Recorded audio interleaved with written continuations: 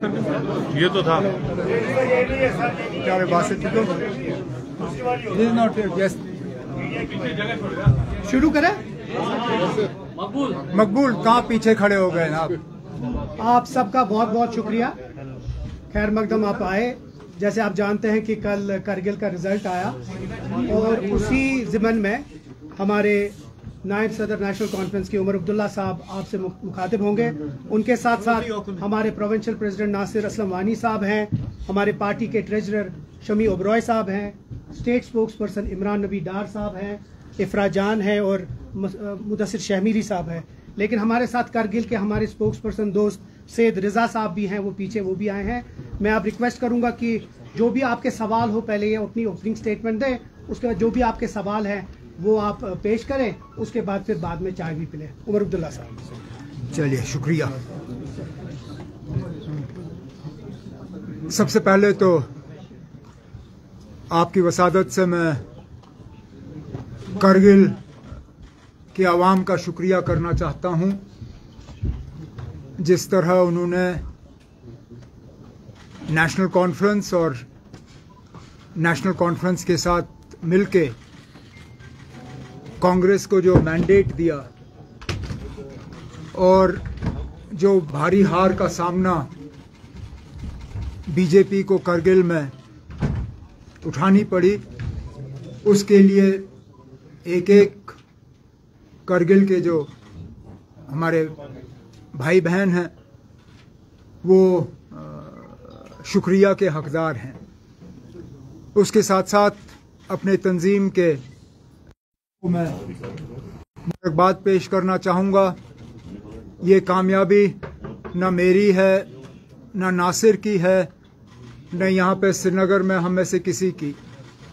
ये कामयाबी करगिल में मेरे तंजीम के जो साथी हैं, एडिशनल जनरल सेक्रेटरी कमर अली आखून साहब से लेके डिस्ट्रिक्ट प्रेसिडेंट हाजी हनीफा जान साहब, आउटगोइंग CEC करगिल फिरोज़ खान साहब और उनके साथ तमाम जो हमारी टीम है, दिन रात उन्होंने मेहनत की और हमारी जो 12 सीटें हैं ये उनकी कामयाबी का नतीजा है।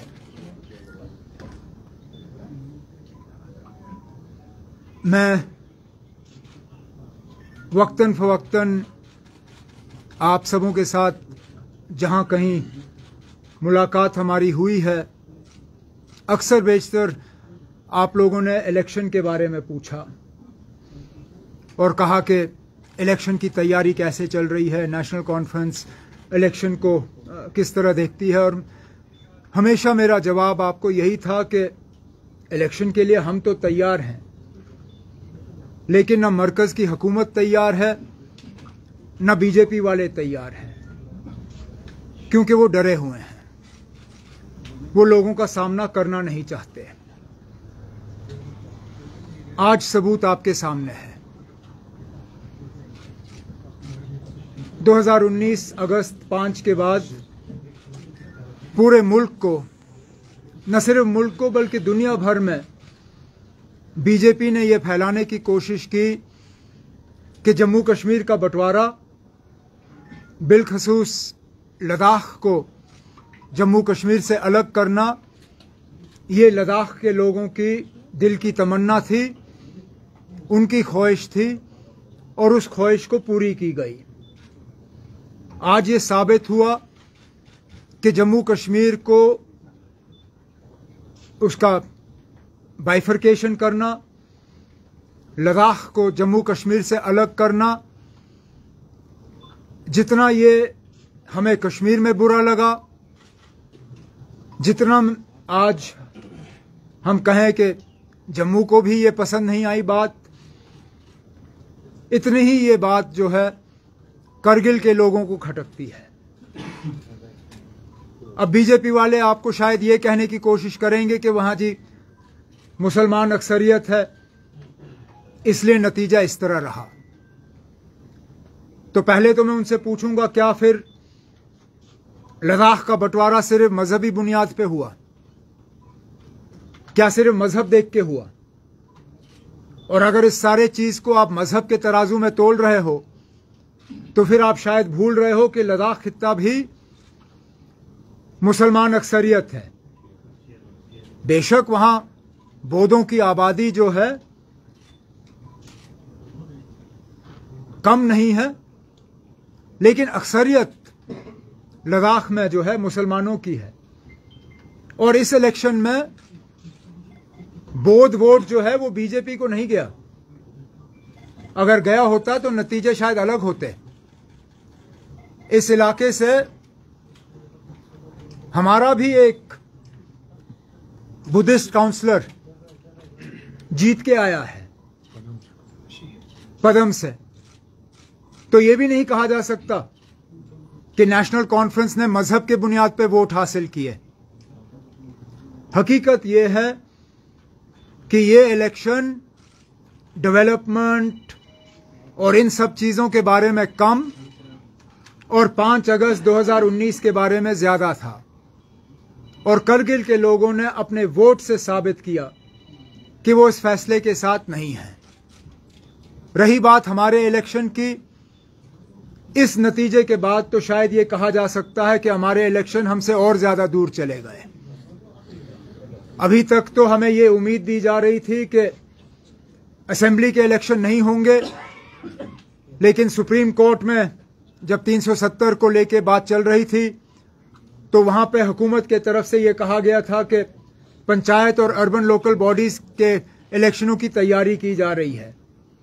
लेकिन पिछले दिनों दिल्ली में होम मिनिस्टर साहब की मीटिंग के बाद जो रिपोर्ट्स देखने को मिल रही हैं, उनके मुताबिक लगता है कि अब ना पंचायत इलेक्शन करने की इनको हिम्मत है, ना बल्दियाती इलेक्शन करने की इनको हिम्मत है। शायद इनका बस चलता तो ये यहां पे ये पार्लियामेंट का इलेक्शन भी नहीं कराते, लेकिन पार्लियामेंट इलेक्शन इनकी मजबूरी बन गई है। मुझे बीजेपी से इसका ज्यादा गिला है नहीं। सियासी पार्टी हैं, हर चीज में अपना फायदा और नुकसान देखेंगे। अगर मुझे गिल्ला किसी से है तो वो इलेक्शन कमीशन से है। आज भी से कहना पड़ता है कि जब चीफ इलेक्शन कमिश्नर से जम्मू कश्मीर के इलेक्शन के बारे में सवाल किया गया अभी सुबह के प्रेस कॉन्फ्रेंस में, तो उनका जवाब यह था कि जम्मू कश्मीर के इलेक्शन के बारे में फैसला तमाम हालात को देख के लिया जाएगा, आफ्टर कंसिडरिंग ऑल फैक्टर्स। मैं उनसे पूछना चाहता हूं व्हाट आर द फैक्टर्स, क्योंकि हमें जो लगता है there is only one factor, that is fear factor. वो बीजेपी को जो फियर फैक्टर है, बीजेपी वाले इससे पहले राजभवन के पीछे छुपते थे, अब चीफ इलेक्शन कमिश्नर के पीछे भी छुपना शुरू कर गए हैं। और अफसोस की बात है कि चीफ इलेक्शन कमिश्नर और इलेक्शन कमीशन ऑफ इंडिया बजाय ये कि वो आजादाना तरीके से अपने फैसले लें, वो सिर्फ और सिर्फ बीजेपी के इशारों पे अपना फैसला ले रहे हैं। नहीं तो कोई जवाजियत नहीं बनती है कि इतने सालों के बाद भी आप जम्मू कश्मीर में असेंबली इलेक्शन नहीं करा सकते हो। अगर इस फेयर फैक्टर के अलावा और कोई फैक्टर है तो हम इलेक्शन कमीशन से सुनना चाहेंगे। क्या यहां पे इंटरनल सिक्योरिटी हालात जो हैं इस हद तक बिगड़ गए हैं कि अब आप इलेक्शन कर नहीं सकते? अगर बिगड़ गए हैं तो बताइए, क्योंकि अभी तक तो पूरी दुनिया को यह बताया गया था कि जम्मू कश्मीर में 5 अगस्त 2019 के बाद हालात में बहुत ज्यादा बेहतरी आई है। यहां करोड़ से ज्यादा टूरिस्ट आ रहे हैं, पता नहीं कितने कितने नंबर यहां दिए जा रहे हैं। अगर ये सब सच है तो फिर हमें बताइए ना क्या फैक्टर है, आप किन फैक्टरों को कंसिडर कर रहे हैं? क्योंकि आप बार बार ये जो है राजभवन या इलेक्शन कमीशन के पीछे छुप के लोगों को अपने हक से महरूम नहीं रख सकते। लोगों का हक है अपनी हुकूमत का फैसला करना। क्या हमें उतना हक नहीं है जितना मध्य प्रदेश, छत्तीसगढ़, राजस्थान, तेलंगाना और मिजोरम को है? अगर वहां पे आज वक्त के मुताबिक इलेक्शन का ऐलान हो सकता है तो जम्मू कश्मीर में क्यों नहीं? जम्मू कश्मीर के आवाम के तरफ से आज ये मेरा सीधा सीधा सवाल chief election commissioner of India से है। मेहरबानी करके जम्मू कश्मीर के लोग आपसे सुनना चाहेंगे, what are the factors that are responsible for denying the people of Jammu and Kashmir their democratic right to a government? Because I need only remind you of your own words a few months ago, जहां पे इसी तरह एक सवाल के जवाब में आपने कहा था, yes, we recognize there is a vacuum and that vacuum needs to be filled. उस वैक्यूम को भरने के लिए अब कौन से फैक्टर आपको नजर आ रहे हैं कि आप इलेक्शन नहीं करा सकते हो, हमें बता दीजिए। मैं शुरू में इतना ही कहना चाहता था, इसके बाद जो भी आपके सवाल हैं मैं कोशिश करूंगा उनका जवाब देने की। और साहब, अभी रिसेंटली लेफ्टिनेंट गवर्नर ने कहा कि अगर यहाँ पे आज़ादाना राय मालूम की जाए लोगों की, तो उनके बकौल यहाँ की 80% आबादी चाहती है कि इलेक्शन ना हो और ये जो इस वक्त जो इंतजामिया है, जो सिस्टम है, ये जारी रहे ना। पहली बात तो ये कि मुझे नहीं मालूम अगर आपने देखा होगा, लेकिन मैंने जरूर ये देखा है कि गवर्नर साहब को 80 का नंबर है उससे बड़ा शौक है, हर चीज में 80। मैं आपके साथ वो स्टेटमेंट्स और ट्वीट शेयर कर सकता हूं जिसमें 80,000 करोड़, 80% आबादी, 80 और क्या क्या था इसमें, मुझे वो ढूंढ के निकालना पड़ेगा, इन्वेस्टमेंट, हर चीज में उनको कहीं ना कहीं 80 का नंबर नजर आता है। मेरी समझ में नहीं आता, जहां वो अपने पॉपुलैरिटी पे नंबर दे रहे थे तो 20% का कंसेशन क्यों, किस लिए ना? वो 100% सीधा कह देते, क्योंकि ये सर्वे किसी ने देखा नहीं। सर्वे कहाँ हुआ? आप लोग जमीन से जुड़े हुए लोग हैं, आप लोगों के जो स्ट्रिंगर्स हैं, हर गांव में कहीं ना कहीं आपका स्ट्रिंगर मौजूद है। जरा अपने स्ट्रिंगरों से पूछिए ना, किस गांव में आके इन्होंने ये सवाल पूछा गवर्नर साहब के मुतालिक। और अगर यही सही है तो कल को फिर मोदी साहब भी ये कहेंगे कि 80% मुल्क की आबादी जो है मुझे पसंद करती है, मुझे इलेक्शन की कोई जरूरत नहीं। 80 लाख विजिटेड चेन, हाँ, 80 लाख टूरिस्ट, 80% आबादी, 80,000 crore. What were the other 80 people not paying tax. हाँ, 80% आबादी टैक्स नहीं भरती, 80 लाख लोगों ने यहाँ यात्रा की, 1980s का फिल्म का सिलसिला दोबारा शुरू हुआ है। Government aims to provide jobs to 80% of J&K youth. ये मैं गलत नहीं कह रहा हूँ, ये इन्हीं के स्टेटमेंट हैं। J&K to get 80,000 crores of investment, Japan to fund 80% of India's first bullet train, focus on providing jobs to 80% of J&K's youth। Governor साहब को 80 के अलावा कोई नंबर नजर नहीं आता। मैं उनसे गुजारिश करूंगा कि अगली बार कोई सर्वे करें तो 80 के अलावा कोई नंबर उसमें से ढूंढ के निकालें, तो शायद उसकी क्रेडिबिलिटी थोड़ा ज्यादा होगी। Very unfortunate.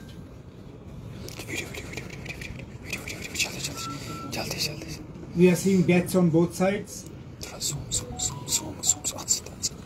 At the end of the day, in any violent situation, whether it is in the Middle East, whether it has been in Jammu and Kashmir, wherever you see violence, ultimately the ultimate sufferers are always the innocent people.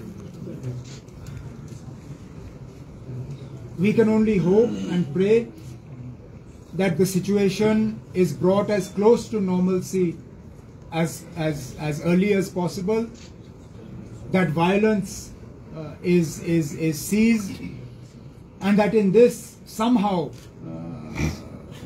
the suffering of innocent people can be brought to an immediate stop. This is the problem of Palestine and Israel is not a new one. It's a protracted conflict. Sometimes it flares up, sometimes it subsides, but in all this it is the death and suffering that causes the most heartache, and we can only hope and pray that peace returns to the area as quickly as possible. Umar Saab,